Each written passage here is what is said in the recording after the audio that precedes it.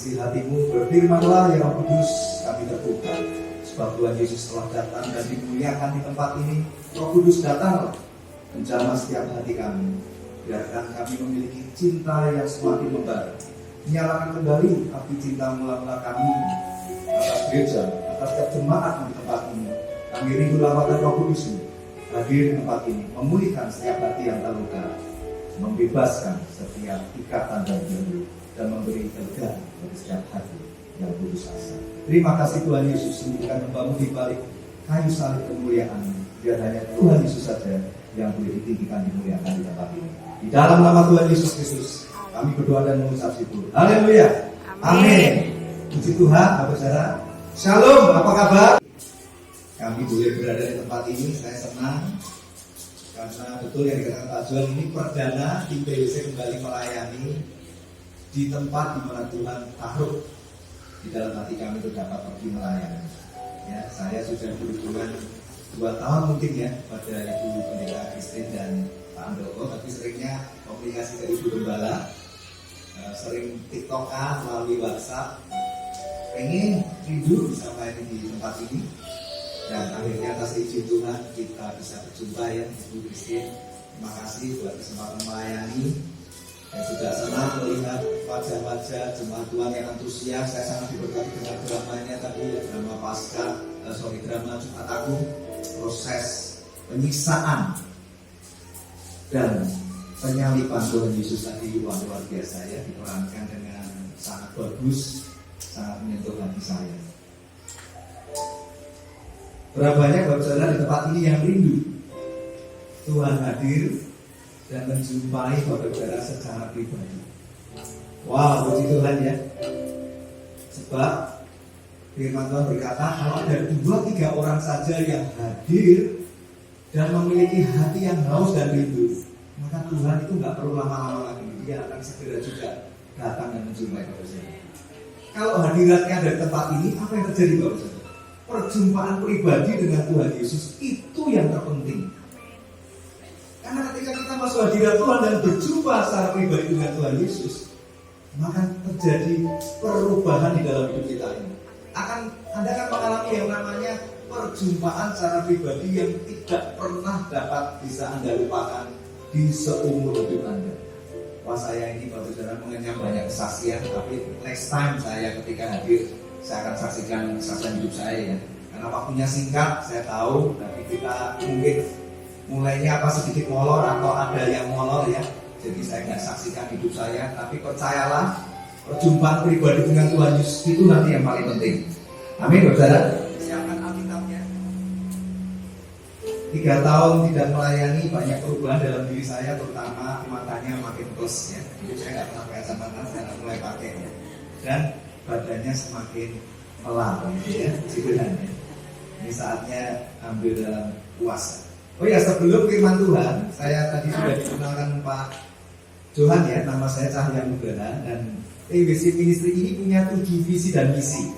Nanti kita bawakan oleh-oleh, bukan hanya oleh-oleh berupa berkat jasmani, tapi ada yang lebih penting daripada itu, berkat rohani. Ya, selain firman Tuhan, kita nanti juga akan berikan penyekat Alkitab dari PWC Ministry ya. Itu bukan penyekat Alkitab untuk promosi diri, tapi Bapak Saudara selalu ingat kalau PWC itu artinya The Wonderful Counselor, artinya penasihat ajaib. Jadi di mana-mana nanti bawa penyekat itu, ingat bahwa kalau ke gereja Alkitabnya dibawa. Ya, sekalipun punya Alkitab elektronik di handphonenya oke, nggak apa-apa. Tapi kalau di rumah, tolong penyekat Alkitab ini selalu jadi pengingat Bapak Saudara. Untuk apa? Baca Alkitabnya, cintai Alkitabnya, baca firman Tuhan setiap hari, ya Bapak Saudara ya. Dan jangan lupa untuk juga saat teduh jangan bolong-bolong. Ya. Salah satu visi kita sama dengan visi yang ada di CMC Blessing ini, yaitu memenangkan jiwa-jiwa. Ya, ada 7 visi kita yang paling utama adalah mengobarkan api kebangunan rohani yang besar di akhir zaman. Kenapa kebangunan rohani itu penting? Karena kalau nggak ada api kebangunan rohani, maka tidak akan ada kerinduan yang membara untuk pergi memenangkan jiwa-jiwa. Ya, kita pasti akan padam cinta mula-mulanya. Maka kita perlu untuk mengobarkan kembali kebangunan rohani atas kehidupan kita dan kehidupan gereja Tuhan. Ya, selamat Hari Raya Jumat Agung. Kita merayakan hari ini adalah hari Jumat Agung. Kita baca dari Lukas pasal 24 ayat 36 sampai 40. Untuk menghormati firman Tuhan, kita bangkit berdiri, saudara. Ya, nggak apa-apa, ayatnya nggak panjang, hanya 36 sampai 40 saja. Kita baca bergantian dengan suara yang lantang, yang penuh semangat ya. Nah, firman tertulis ini kalau diucapkan dengan iman yang sungguh-sungguh, ingat, iman timbul dari pendengaran akan firman Tuhan ya. Sudah ketemu? Lukas pasal 24 ayat 36 sampai 40. Yang sudah ketemu katakan Tuhan Yesus baik. Amin. Saya bacakan dulu kemudian bergantian setelah itu Bapak Saudara. Dan sementara mereka bercakap-cakap tentang hal-hal itu, Yesus tiba-tiba berdiri di tengah-tengah mereka dan berkata kepada mereka, damai sejahtera bagi kamu.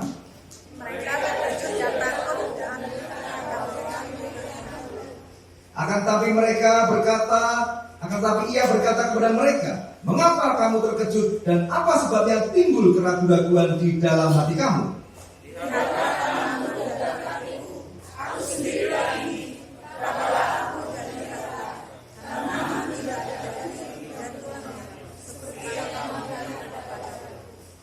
Sambil berkata demikian, ia memperlihatkan tangan dan kakinya kepada mereka. Untuk ayat 40 kita baca sama-sama. 1, 2, 3. Sambil berkata demikian, ia memperlihatkan tangan dan kakinya kepada mereka. Amin, puji Tuhan. Silakan duduk, saudara.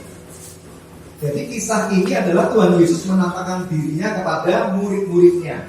Dan Tuhan Yesus memperlihatkan tangan dan kaki yang berlubang paku kepada mereka. Mereka ini siapa, Bapak Saudara? Ya, karena kita hanya ambil dari ayat yang tidak begitu panjang. Bapak Saudara nanti baca di rumah ya. Dari perikop sebelumnya, mereka ini adalah ke-11 murid Tuhan Yesus dan ada lagi, Bapak Saudara, 2 orang murid Tuhan Yesus yang sedang perjalanan menuju ke Emmaus. Ternyata di tengah jalan mereka berjumpa dengan Tuhan Yesus. Karena Tuhan Yesus menampakkan diri kepada 2 orang ini. Salah satunya namanya Kleopas. Dan mereka nggak menyadari loh kalau itu Tuhan Yesus. Dipikir ini penduduk dari mana ya? Tiba-tiba mengikuti kita mau ke Emmaus. Tapi ketika Tuhan Yesus memberitakan firman, memberitahu bahwa akan ada anak manusia yang diserahkan mengalami sengsara hebat, mati dan bangkit dari ketiga, mereka juga belum mengenal kalau yang ngomong adalah Tuhan Yesus. Tapi mereka bisa merasakan perjumpaan dengan Tuhan Yesus itu hatinya berkobar-kobar. Namun begitu mereka tiba di kampung di Emmaus itu, ketika Yesus mengambil roti dan memecah-mecahkan roti dan membagikan kepada mereka, baru sadar, tuh ini kan Tuhan Yesus. Begitu mereka menyadari, Tuhan Yesus tiba-tiba sudah lenyap dan menampakkan diri kembali kepada perikop yang tadi kita baca ya, ada di Lukas tadi. Jadi kita sudah tahu ya, mereka itu tadi siapa sudah mengerti. Kemudian yang menjadi pertanyaan kita selanjutnya apa, saudara? Ada apa sih dengan tangan dan kaki Tuhan Yesus? Kenapa Tuhan Yesus mempertunjukkan atau memperlihatkan tangan dan kakinya? Ternyata ada bekas-bekas luka pada tubuh Yesus. Ya. Jadi tangan dan kaki itu mewakili bekas luka yang Tuhan Yesus tanggung di dalam proses penyaliban. Ayat 37 ya, pada mulanya murid-murid Tuhan Yesus tidak menyangka kalau Yesus sudah bangkit dan hidup dan menampakkan diri kepada mereka. Mereka malah berpikirnya apa? Wah, itu jangan-jangan hantu. Orang jelas Tuhan Yesus mereka tidak mengenalinya, Bapak. Kenapa? Karena hati mereka diliputi dengan kedagingan. Mereka kan takut ketika tahu Yesus ditangkap, disiksa, disalib dengan begitu hebat. Tentara Romawi berpatroli kemana-mana ingin menangkapi para pengikut Yesus itu, mereka ketakutan, Bapak. Sehingga apa? Ada selubung yang menutupi mata rohani mereka untuk bisa melihat sosok tubuh kemuliaan yang Yesus kenakan. Karena Yesus ketika bangkit, dia mengenakan tubuh kemuliaan. Suatu hari saudara, kita juga akan mengenakan tubuh kemuliaan. Dan tubuh kemuliaan yang ada cacatnya hanya Tuhan Yesus. Menjadi tanda perbiasaan mengasihi kita. Tubuh kemuliaan Tuhan Yesus tetap ada lubang paku di tangan kaki yang berlubang paku juga.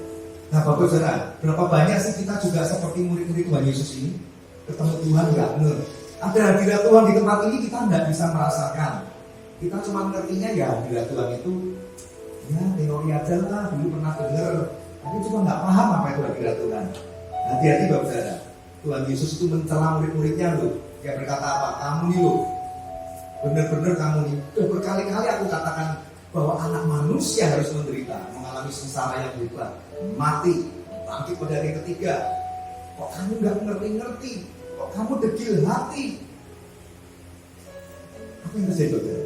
Kondisi gereja saat ini juga sama kan? Sulit hati ini bisa merasakan hadirat Tuhan. Kalau ditanya sama ibu gembala misalnya, hadirat Tuhan ada di mana? Bingung kita. Apakah Anda bisa merasakannya? Kita nggak ngerti. Padahal hadirat Tuhan itu nyata banget dan kita bisa rasakan. Dari tadi Bapak Saudara, ketika drama pas Jumat Agung dimulai tadi, saya sangat merasakan Tuhan ada di tengah-tengah kita. Sampai saya nggak tahan. Dari tadi saya nyari tisu Bapak Saudara. Saya tuh jarang nangis Bapak Saudara. Aku nggak ngerti kenapa sejak Tuhan bawa kami tim TBC ini mulai masuk dalam pekerjaannya, mulai masuk dalam penginjilan, saya jadi cengeng lagi. 3 tahun saya gagal berani Bapak Saudara. Tidak ada yang namanya menangis. Ini kok mulai hati saya penuh dengan belas kasihan akan jiwa-jiwa yang terhilang. Ya. Ini yang disebut apa Bapak Saudara? Roh agamawi. Hati-hati, roh agamawi itu menyusup dalam kehidupan gereja, dalam kehidupan jemaat dewasa ini tanpa kita sadari. Apa itu roh agamawi? Yaitu tadi, kita nggak bisa rasakan hadirat Tuhan. Kita ya sekedar datang beribadah ya begitu-begitu saja, dengar firman, pujian penyembahan, pulang. Ya, tapi kita datang dengan beban masalah hidup yang mungkin meninggi sampai 10 kilo. Ya pulang mungkin turun setengah kilo, 1 kilo, nanti sampai rumah bebannya kembali 10 kilo lagi. Itu roh agamawi. Roh agamawi itu apa sih? Aktivitas ibadah yang telah bercampur dengan berbagai tradisi dan adat istiadat. Aturan-aturan manusia dan mitos bahkan berhala tanpa disadari atau mungkin disadari sudah bercampur dalam ritual ibadah gereja. Hati-hati Bapak. Roh agamawi ini adalah roh jahat yang berusaha untuk menggantikan kuasa Roh Kudus dengan aktivitas agamawi. Tujuannya apa Bapak? Roh agamawi ini tujuannya supaya gereja itu tetap menjalankan ibadahnya, tapi pada hakikatnya memungkiri kekuatan Roh Kudus. Nah ini kan mengerikan. Saya kesaksian sedikit. Saya lupa tahunnya. Pada waktu itu tim TWC diundang pelayanan di suatu desa di mana gitu, mungkin teman-teman yang lebih jeli ya. Saya kalau namanya navigasi jalan itu nggak pinter mengingat. Tapi yang pasti Bapak Saudara, dalam perjalanan menuju ke sana kami terlalu enjoy Bapak Saudara, terlalu asik. Bahkan kita bersenda gurau. Waktu saya bilang bahwa nanti di gereja tersebut, di desa tersebut, saya dengar gereja itu di tengah-tengah sawah dan di kebun kalau nggak salah ada 5 sampai 7 tempat ibadah lain yang biasa kasihkan. Saya bergurau nanti patungnya kalau kita datang akan hidup lagi gitu. Saudara tahu yang saya maksud ya. Saya berhati-hati karena tidak ingin keceplosan melacakan agama atau keyakinan tertentu ya. Tapi kita bersenda gurau Bapak Saudara. Nanti kalau kita datang patungnya akan bangkit dan hidup gitu ya. Kita tanpa disadari Bapak Saudara. Ketika waktu diberikan kepada kami dan ketika saya naik ke atas mimbar, tiba-tiba saya blank betul-betul saya nggak bisa ngomong padahal sudah persiapan. Nanti mau ngomong begini sampai kaki tanda begini. Tiba-tiba blank sampai saya bingung, saya tengok kanan tengok kiri. Kebetulan memang gerejanya ada AC ya. Saya bilang apa karena saya kena AC ya, sehingga saya apa kena stroke ringan ya. Saya sampai panik Bapak. Salah satu dari tim kami naik ke depan, dia bertanya ke saya, Pak, saya kenapa? Nggak apa-apa kan? Saya bilang nggak apa-apa sih, kamu duduk aja lagi. Itu kurang lebih 5 menit kalau nggak salah saya bilang. Jadi kan membuat pengerja, gembala, jemaat kan jadi bengong. Ini bicaranya kok diem aja gitu. Karena saya juga bingung kayak orang linglung. Tiba-tiba Roh Kudus memberitahu, ajak seluruh jemaat bangkit berdiri, berbahasa roh bersama-sama. Jadi semua jemaat berbangkit berdiri. Saya ajak berbahasa roh bersama-sama. Kita hancurkan roh teritori. Dan setelah itu baru saya bisa kembali normal, bisa menyampaikan isi firman Tuhan. Dan apa yang terjadi Bapak? Selesai firman dibagikan, ketika altar roh dibuka, semua jemaat maju ke depan, pemerja maju ke depan, tanpa belum dan tanpa melalui doa penumpahan tangan, semua sudah rebah satu persatu. Saya sampaikan ada apa nih? Belum ada kecap di belakangnya sudah rebah satu-satu. Bum sampai saya bilang. Ada anaknya Bapak Gembala juga saya lihat rebah sih. Wow, ini gereja dikepung dengan banyaknya berhala sehingga gereja itu dibiarkan mereka bertepuk tangan. Siapa mereka itu? Roh agama ini. Udah biarin aja. Gerejanya biar tetap ibadah. Tiap hari juga nggak apa-apa. Kenapa? Nggak ada kuasa. Tidak ada kuasanya. Gerejanya melakukan ritual agama di belakang. Saya begitu tidak Tuhan datang dan menghancurkan roh teritori, menghancurkan roh agamawi. Wow, kelepasan banyak terjadi. Bisa terjadi. Kuasa yang ditambahkan. Jadi hati-hati dengan namanya doktrin dan dogma gereja. Saya bukan anti doktrin, Bapak Saudara, karena saya juga sudah beritahu Ibu Gembala untuk didukung dalam doa. Saya sedang menyelesaikan kuliah teologi saya untuk memperlengkapi pelayanan. Saya tetap harus terus belajar. Tapi hati-hati, doktrin dan dogma oleh para teolog itu berangkat dari hasil penafsiran dan perenungan masing-masing. Mereka bisa muncul perdebatan dan perbedaan. Ya, hati-hati. Karena doktrin dan dogma gereja itu ada yang tidak mempercayai pelayanan penginjilan yang disertai dengan kuasa Allah. Bahkan ada yang tidak mempercayai bahwa mujizat itu masih ada sampai hari ini. Kalau di suatu gereja terjadi mujizat, malah mereka menuduh jangan-jangan itu palsu atau sesat. Hati-hati, itu disebut dengan roh agamawi menyusup di tengah-tengah gereja dan kita nggak waspada, malah kita merasa nggak apa-apa, ini yang benar, yang penting pengajaran kita benar dan sehat. Ya, tapi tidak cukup. Kenapa tidak cukup? Karena ikut Tuhan Yesus itu harusnya dengan iman yang murni, bukan dengan roh agamawi. Apa iman yang murni? Percaya sebelum melihat. Kadang kita sudah melihat aja nggak percaya, malah menuduh ini mujizat palsu, ini karunia palsu, ini kuasa palsu. Padahal orang yang mengalami kan bisa ditanya langsung, ya. Hati-hati akan hal itu. 1 Korintus 4 ayat 20. Sebab kerajaan Allah bukan terdiri dari perkataan, tetapi dari kuasa. Nah, jelas banget ya. Kerajaan Allah kalau diundang hadir di tempat ini, itu nggak cuma perkataan yang indah, bukan pembicara yang pandai berkhotbah, pandai membuat Anda senang hatinya, telinganya senang karena dengar kata-kata yang enak atau khotbah-khotbah motivasi belaka. Tapi gak ada kuasanya. Itu iblis akan terus berkata, udah lanjut, nggak apa-apa, besok ibadah lagi ya, nggak apa-apa. Kenapa? Gak ada kuasanya. Tidak ada kuasa yang menemplak hati kita untuk bertobat di hadapan Tuhan, sehingga dosa tidak pernah sanggup ditinggalkan.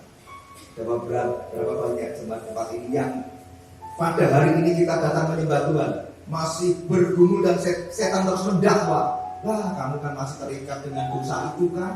Kita jatuh bangun dengan dosa yang sama, tidak bisa lepas-lepas.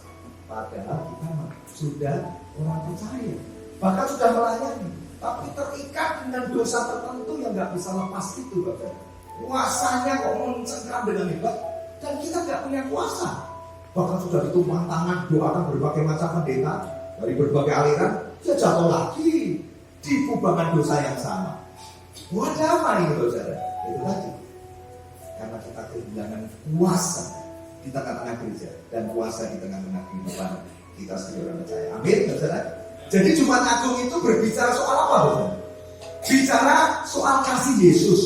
Kalau Paskah hari Minggu nanti itu bicara soal kuasa Tuhan Yesus. Karena ada orang mati dikubur bangkit, itu pasti kuasa. Jadi kalau nanti hari Minggu Bapak Saudara merayakan Paskah, ingat pesan yang disampaikan Tuhan Yesus pada pagi hari ini. Kalau mau merayakan Paskah, ilegal Bapak Saudara tidak percaya bahwa masih ada kuasa dan mujizat yang akan Tuhan kerjakan dalam kehidupan saudara. Amin. Itu makna Paskah, kuasa kebangkitan. Ya, tapi kalau Jumat Agung, kasih Tuhan Yesus yang begitu besar.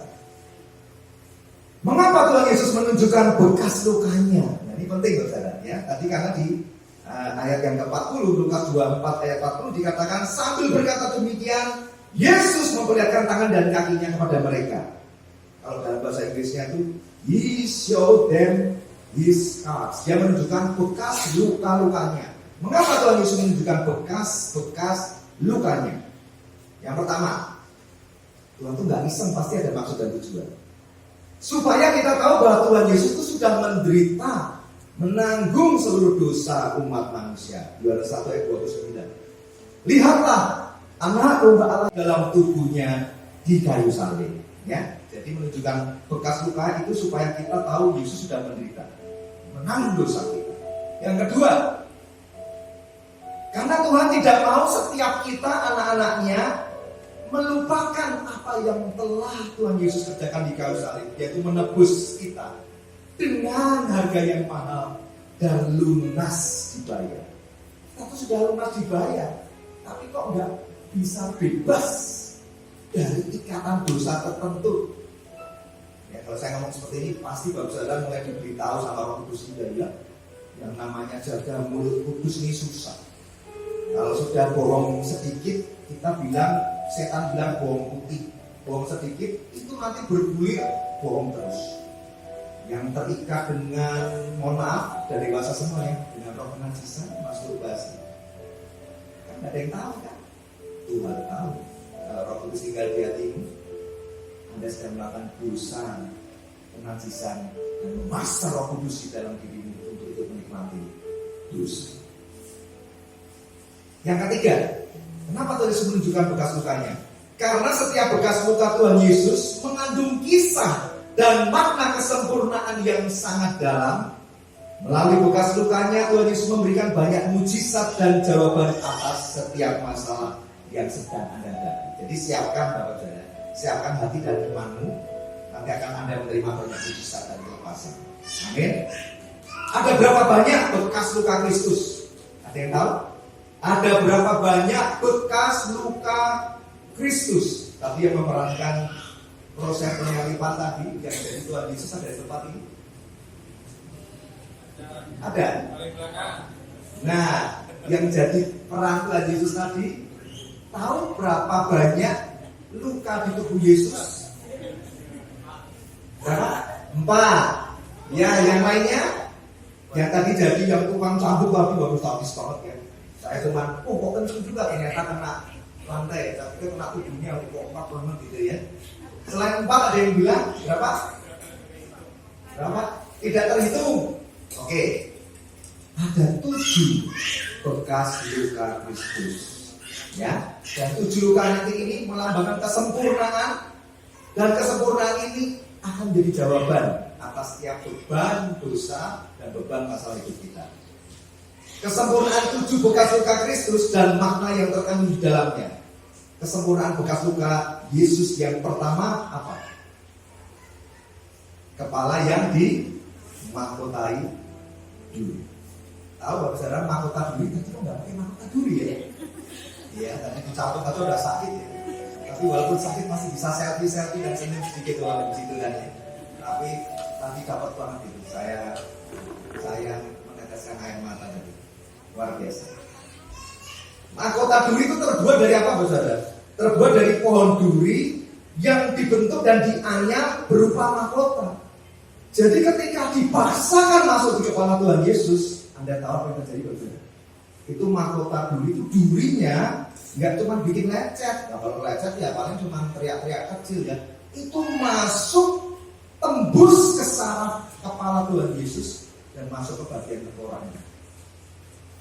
Puji Tuhan karena atas izin Tuhan pernah ke Israel, jadi ngerti pohon duri itu kayak apa yang dianyam untuk dikenakan di kepala Tuhan Yesus.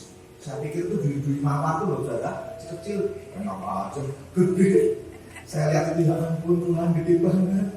Dan itu dipaksakan masuk di kepala Tuhan Yesus, menusuk sampai ke tengkorak, menusuk sampai ke saraf-saraf Tuhan Yesus. Sakitnya pasti begitu sangat hebat. Apa makna dari kesempurnaan bekas luka Tuhan Yesus yang pertama ini? Berapa banyak baru dari tempat ini yang merasa, dulu aku surprise, beban masalah hidup itu begitu menghimpit pikiranku sampai galau. Aku nggak ngerti apa yang akan aku lakukan untuk masa depan atas hidupku. Mungkin Anda bergumul dengan sakit penyakit yang ada di bagian kepala, karena Yesus menanggung semua luka di kepalanya. Kebetulan di tempat ini ada salah satu tim TWC yang pernah diizinkan Tuhan. Ada, boleh ya dibocorkan di sini sedikit ya Lena ya. Pernah ada tumor di otak. Tuhan sembuhkan. Amin. Mungkin Anda yang di tempat itu juga migrain, vertigo, atau mungkin bukan sakit kepala yang bersifat jasmani, tapi beban pikiran sampai Anda udah kayak kelihatan orang yang stres berat. Datang pada Tuhan Yesus, lihat penderitaannya, karena Tuhan Yesus sudah dikenai mahkota bumi, supaya Dia bisa menyediakan kemenangan dan kesembuhan kepada Anda melalui bekas luka. Amin, saudara.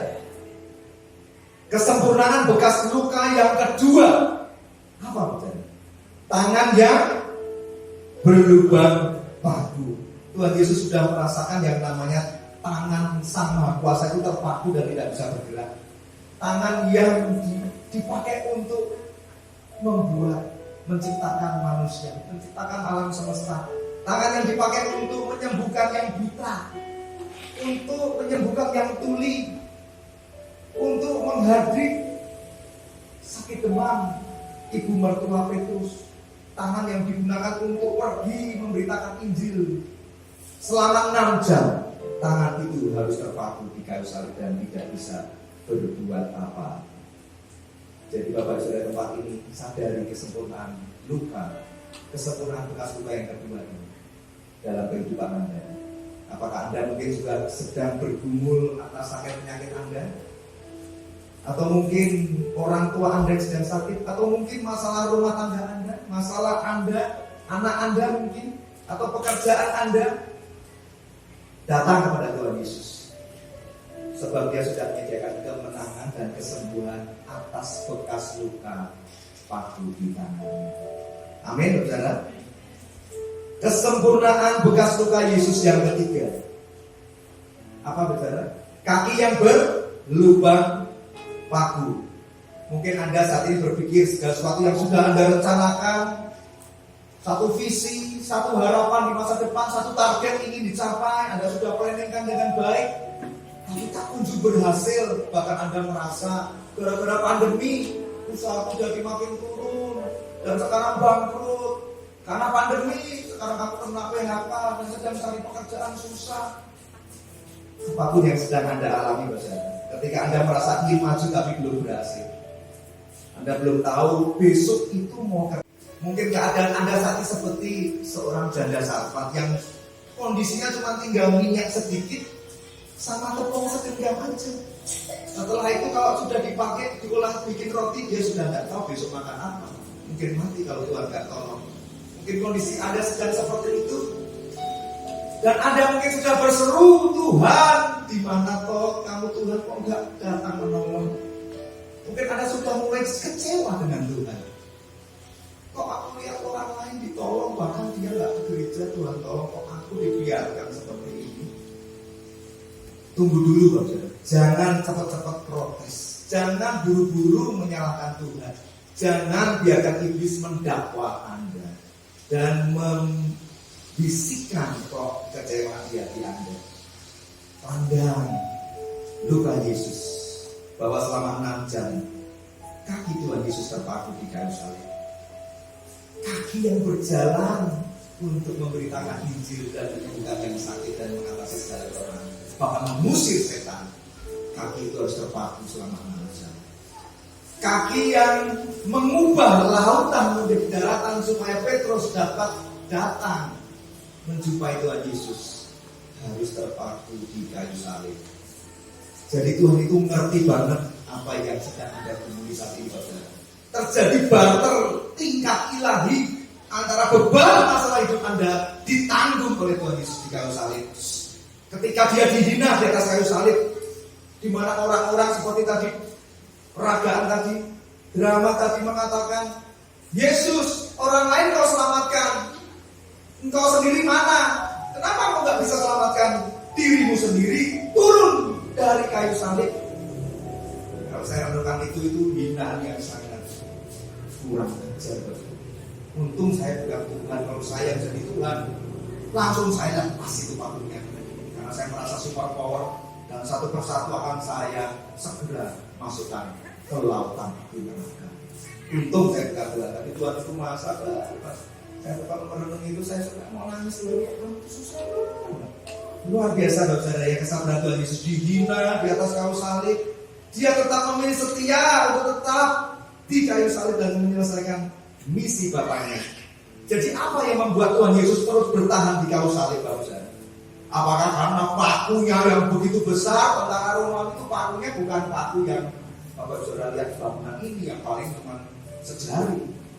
Pakunya gede-gede luar biasa, saudara. Bukan karena paku yang menahan kaki Yesus di atas kayu salib, tetapi karena Anda dan saya, saudara.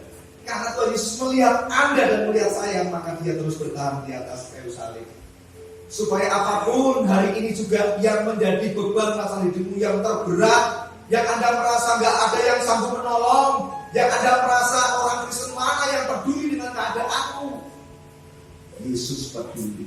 Yesus melihat. Yang Anda perlukan adalah bangkitkan iman yang bukan dari roh agamawi, tapi iman yang murni, memandang setiap bekas kesempurnaan luka Yesus itu. Ketika Anda memandang dengan iman, ketika Anda bersungguh-sungguh hati percaya bahwa ada makna di setiap bekas luka Yesus itu, maka akan terjadi jawaban, maka akan terjadi mujizat yang akan Anda terima secara spesifik khusus, satu persatu akan dijumpai Roh Kudus dan mengalirkan kuasa mujizat bagi kebutuhan Anda. Amin, saudara. Kesempurnaan bekas luka Yesus yang keempat. Apa itu, saudara, yang keempat? Punggung yang hancur dan daging yang terkoyak. Wah, saya merasakan hadirat Tuhan makin kuat di tempat ini. Saya mesti siapkan tisu dan segera makan. Pernahkah Anda merasa menanggung beban masalah hidup Anda yang begitu besar sendirian? Di mana Anda merasa, nggak ada orang peduli lagi beban, dan pasti sendirian aja tanggung. Mungkin Anda juga pernah merasa dihianati oleh saudara Anda, teman Anda. Padahal saudara loh, kok tega sih ibu? Kok tega saya dihianati? Mungkin pasangan hidup Anda, suami Anda, istri Anda, anak Anda mengkhianati Anda. Pernah nggak Anda merasa seperti itu? Bayangkan kondisi punggung Yesus yang hancur dan harus terkoyak dan tinggi. Karena Tuhan Yesus itu dicambuk 39 kali, saudara. 40-1. Dan tadi kalau lihat dalam Jumat Agung, cambuknya, tali cambuknya itu kan tali cambuknya yang ringan ya. Yang ringan aja kalau kena pasti pemerannya tadi marah. Kamu itu jalan-jalannya nggak kena, kerangka dikit sakit ini, lihat ini merah gitu ya. Tuhan Yesus nggak bisa tahu. Cambuk tentara Romawi itu udah yang memukulkan bukan ukuran badan seperti orang Indonesia. Tentara Romawi itu 2-3 kali lipat lebih besar badannya, dan cambuknya di setiap untayan-untayan cambuk itu terdapat besi-besi yang tajam, paku-paku dan taring-taring binatang buas dianyam sedemikian rupa. Jadi ketika dicambukkan ke punggung Yesus, jebret satu kali, apa yang terjadi, saudara? Rasa sakitnya itu begitu sangat dalam karena semua benda tajam masuk ke punggung Yesus. Dan tahu apa yang lebih mengerikan lagi? Ketika cambuk itu ditarik, jebret. Bukan hanya kulit yang terkelupas, tapi dagingnya itu tercincang-cincang, tercacah-cacah punggung Yesus. Dan itu dilakukan 39 kali. Betapa mengerikan punggung Yesus dikorbankan seperti itu. Kalau 2 kali, karena dicambuk 1 kali dan ditarik, berarti rasa sakitnya itu bisa 2 kali lipat. Benda tajam yang masuk itu sangat menyakitkan, ditarik itu double rasa sakitnya. Inilah bentuk kesengajaan proses penderitaan cambukan yang dikenakan kepada tubuh Yesus, yang sangat kejam, yang sangat brutal, yang sangat tidak manusiawi. Tidak ada Tuhan yang mau diperlakukan seperti itu kecuali Yesus. Karena dia tahu bahwa penghukuman atas umat berdosa ini adalah api neraka. Kalau Anda pengen tahu neraka itu kayak apa sih, kayaknya teori, gak apa-apa, yang penting sekarang berbuat dosa, neraka dipikir nanti. Bertobat sekarang, saudara. Karena gambaran neraka kalau Anda pengen tahu adalah gambaran sengeri Tuhan Yesus disalibkan.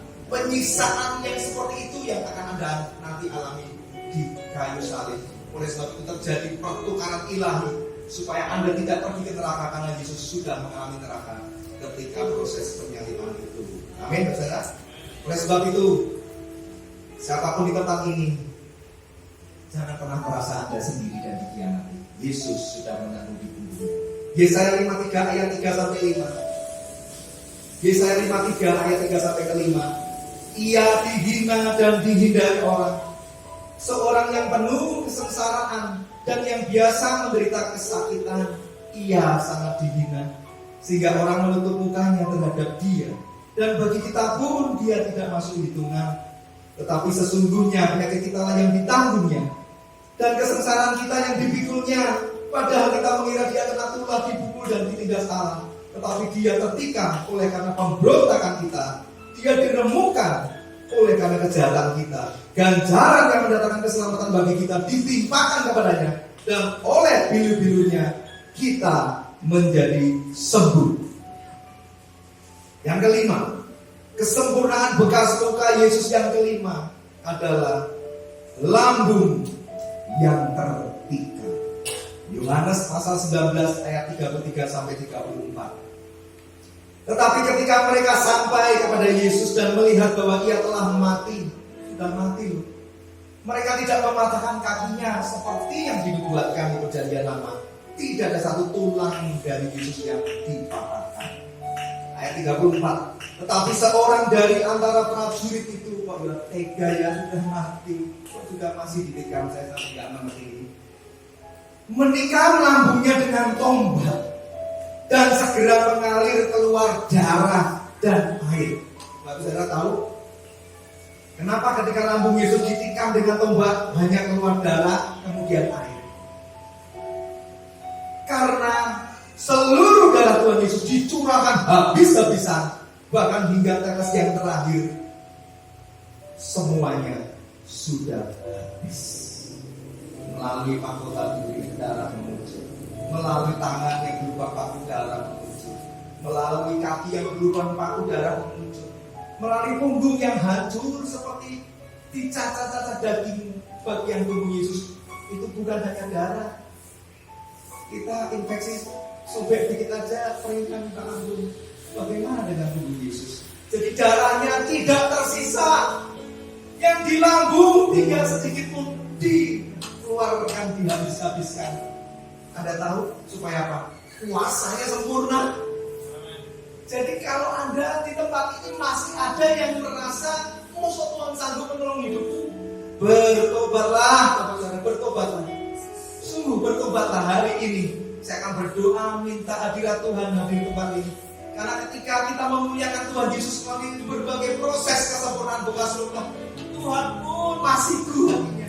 Dia juga sedang mendengarkan kita, menantikan respon iman yang sungguh-sungguh di tempat ini, di setiap hati lepas pribadi. Dan dia juga enggak tahan untuk segera melepaskan berkatnya, mujizatnya, pertolongannya atas kebutuhan Anda masing-masing. Amin. Jadi jangan ragu nanti saudara, apapun bawa kehadirat Tuhan, dia sanggup menolong. Dan setelah darahnya habis, kenapa keluar air? Anda pernah renungkan? Yesus gak minum. Bahkan ketika haus dia cuma diambil dari apa itu seperti spons yang dikasihkan ke anggur asam untuk mengurangi sedikit rasa haus. Dia gak dikasih minum. Kalau kita enak dikasih botol aqua, saudara. Yesus gak minum. Jadi air yang keluar itu betul-betul air dari lambung Yesus yang terakhir dicurahkan. Saya tanya pada Roh Kudus, Tuhan, apa sih arti air ini? Tuhan katakan, dari tata Allah yang maha suci ada sungai aliran kehidupan mengalir dari tata Allah yang maha suci masuk ke lumbung Sang Putra Tunggal Mahkota Surga. Mengalir dan mengalir, akan mengaliri setiap kehidupan orang-orang yang sungguh percaya dan mengasihi Dia. Itu bicara Roh Kudus. Yohanes 7 ayat 37 sampai 39 itu bicara aliran sungai kehidupan. Itu bicara Roh Kudus. Kalau hatimu haus dan percaya, Roh Kudus akan mengalir. Anda akan dipenuhi Roh Kudus, bahkan sampai meluber, sehingga hati Anda ini menjadi mata air kehidupan. Dimanapun Anda berada, orang nggak tahan ketemu Anda. pengen minta didoakan, pengen minta dikonselingin, karena Anda menjadi mata air kehidupan. Roh Kudus mengalir dengan luar biasa. Amin. Saudara, itu makna air dan darah dari lambung Tuhan Yesus. Jadi siapkan hatimu, saudara, untuk nanti dipenuhi Roh Kudus. Kesempurnaan bekas luka yang keenam. Ada yang tahu? Siap-siap, ini sangat menyedihkan. Semoga saya bisa menyampaikannya dengan baik. Kesempurnaan bekas luka Yesus yang keenam adalah wajahnya yang sudah tidak rupa manusia. Anda tahu wajah Yesus ditinju, dipukul, diludahi semalaman-malaman, hingga sudah tidak berupa manusia lagi. Mungkin Anda bertanya, mana Pak ayatnya? Saya beritahu, buka Yesaya 52 ayat 14 supaya Anda percaya. Yesaya 52 ayat 14. Seperti banyak orang akan tertegun melihat dia, begitu buruk rupanya, bukan seperti manusia lagi, dan tampaknya bukan seperti anak manusia lagi. Lihat, firman berkata seperti itu. Tuhan Yesus wajahnya bonyok begitu. Anda tahu bonyok sudah tidak berbentuk berupa manusia lagi. Kenapa Tuhan Yesus terus mengalami penderitaan yang begitu mengharukan? Supaya mungkin ada di antara kita ini yang egonya begitu besar, harga dirinya setinggi langit. Mungkin Anda merasa sudah dihina orang, dicaci maki orang, Anda merasa dikhianati, difitnah, dan Anda marah besar banget. Anda sampai sumpah serapan mengutuki orang-orang yang telah membuat Anda terluka, bahkan Anda sampai kena harga dirinya itu. Lihat, Anda kan cuma sampai hilang muka kan? Apa sih? Anda kan mau sesakit apapun yang Anda terima kan? Yesus itu hilang wajah. Anda cuma hilang muka oleh karena ego dan harga diri. Bertobat, saudara. Jangan biarkan hatimu dipenuhi oleh belenggu roh amarah, roh kepahitan yang sangat hidup. Anda hanya kehilangan Yesus, kehilangan wajah hingga tidak berupa manusia lagi. Anda bisa bayangkan sendiri kayak apa itu wajah Tuhan Yesus. Sudah tidak bisa dikenali karena sudah sangat buruk rupanya, nggak seperti wajah manusia. Saya nggak mengerti, mungkin sudah bengek ya, karena dipukulin, ditinju, ditonjok, diludahi semalam-malaman. Itu kayak apa, saudara? Anda yang mengerti lah, gambarin sendiri. Kita dipukul satu kali aja mungkin sudah masuk ICU. Tuhan Yesus luar biasa ya, saudara. Dan yang terakhir, kesempurnaan bekas luka Yesus yang ketujuh. Ini bukan bekas luka yang bisa dilihat dengan kasat mata, saudara, tapi ini luka yang begitu dalam yang Yesus derita. Apa itu kesempurnaan bekas luka yang ketujuhnya? Apa, saudara? Hatinya yang hancur. Kita gak bisa lihat hati dan perasaan Tuhan Yesus ketika di kayu salib. Dia berseru kepada Bapaknya di Markus 15 ayat 34. Dan pada jam 3 berserulah Yesus dengan suara nyaring, Eloi, Eloi, lama sabachthani, yang berarti Allahku, Allahku, mengapa engkau meninggalkan aku? Di titik inilah Tuhan Yesus menebus setiap beban dosa dan beban masalah hidup bagi setiap orang yang mengalami namanya keputusasaan. Ada di tempat yang sudah putus asa sama hidupnya, ada yang sudah stres berat, ada yang sampai depresi, ada yang bahkan tidak ingin melanjutkan hidup di bumi ini, alias ingin bunuh diri. Kalau ada, jangan merasa dirimu kebal.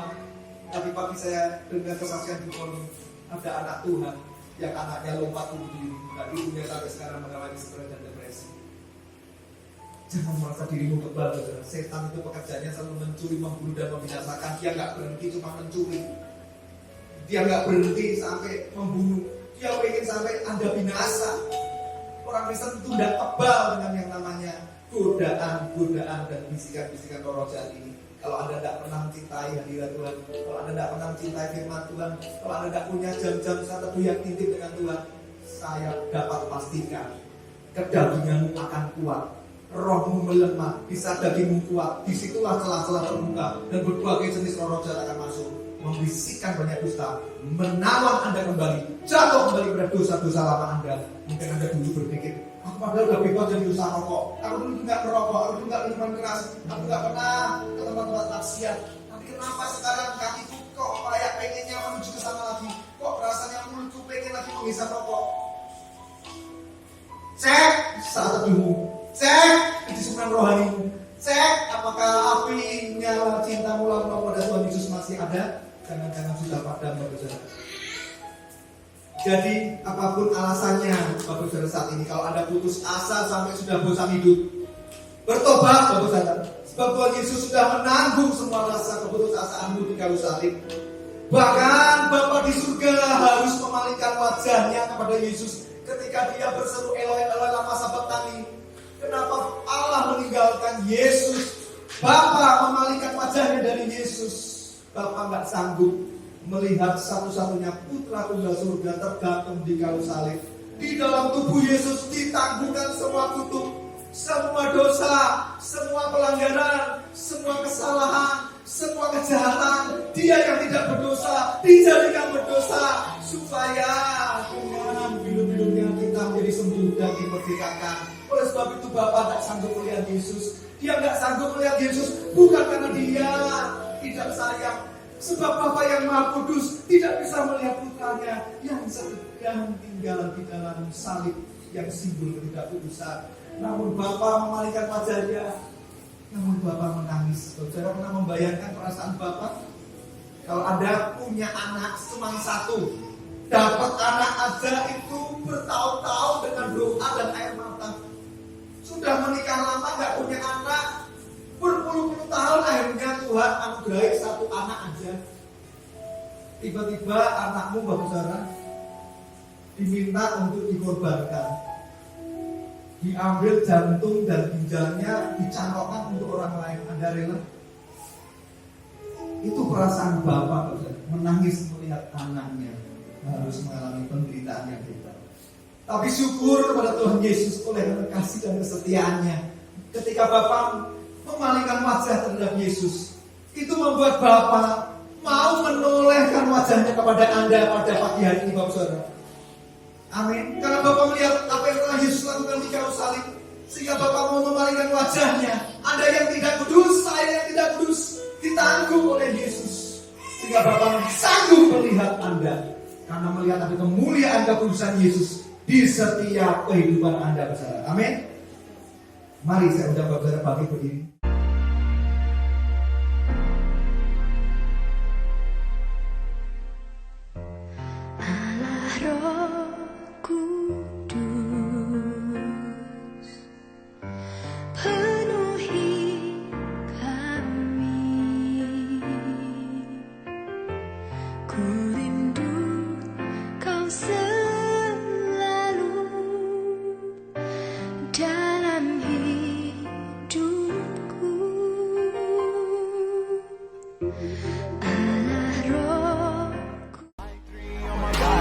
I'm an icon, man. I'm a girl about a 10. I should fuck her.